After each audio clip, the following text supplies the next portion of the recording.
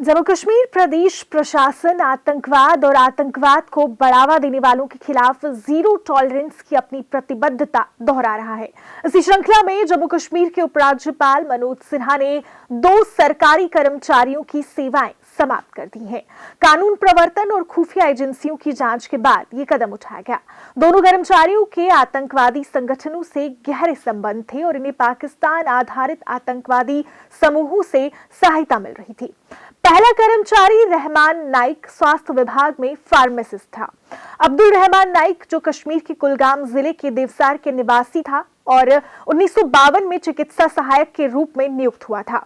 उसकी आतंकवादी संगठन हिजबुल मुजाहिदीन से सांठगांठ तब पता चली जब पुलिस ने देवसर में राजनीतिक व्यक्ति गुलाम हसन लोन की हत्या के मामले की जांच शुरू की। जांच के दौरान ये सामने आया कि रहमान ने आतंकियों को स्थानीय राजनीतिक नेताओं और सुरक्षा बलों को निशाना बनाने के लिए सहायता प्रदान की। नाइक ने स्वीकार किया कि उसने पाकिस्तान से निर्देश प्राप्त किए थे और वह एक ओवरग्राउंड वर्कर के रूप में काम करता था, जिसका मुख्य कार्य लक्ष्यों की पहचान और आतंकवादी हमलों के लिए तैयारी करना था।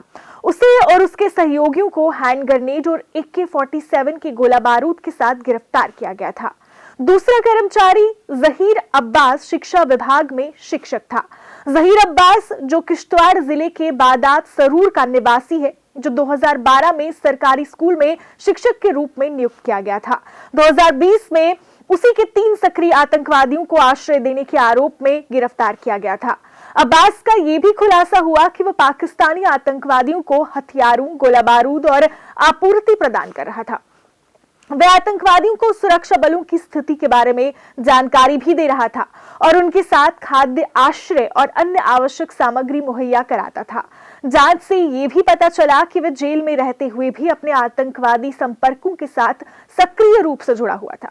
उपराज्यपाल मनोज सिन्हा ने इन दोनों कर्मचारियों की सेवाएं समाप्त करने के बाद कहा कि यह कदम पाकिस्तान और पाक आधारित आतंकवादी संगठनों के भारत के भीतर गहरे प्रवेश को उजागर करता है।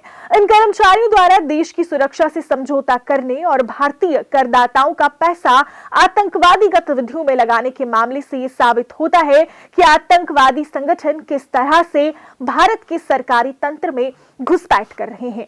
इस तरह की हरकतों को बिल्कुल भी बर्दाश्त नहीं किया जाएगा। तो आपके इस पर क्या विचार है, जरूर बताइए। और इसी के साथ वीडियो जर्नलिस्ट दीपक शर्मा के साथ मुझे दीजिए इजाजत और देखते रहिए स्टेट टाइम्स। नमस्कार।